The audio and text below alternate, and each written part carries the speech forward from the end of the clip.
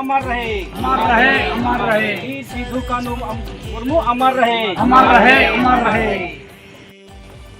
वीर सिद्धू कान्हू का शहादत दिवस मनाते आ रहे हैं बरसों से, और आज भी हम लोग हमारे तिलैया पंचायत के इस हरैया ग्राउंड में पूर्ण रूप से हम लोग आज इस शहादत दिवस को मनाएं।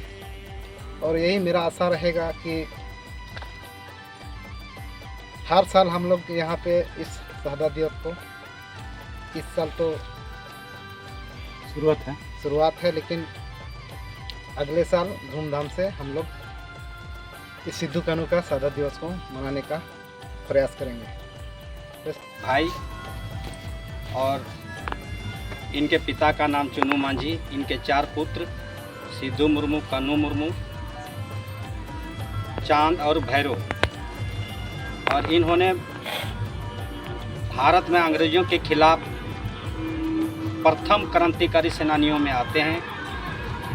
1855-56 में इनकी क्रांति से अंग्रेज तिल मिला गए और काफ़ी इन्होंने अपने समाज को, अपनी देश की रक्षा के लिए प्रयास किया, और उसी का ये शहादत दिवस है।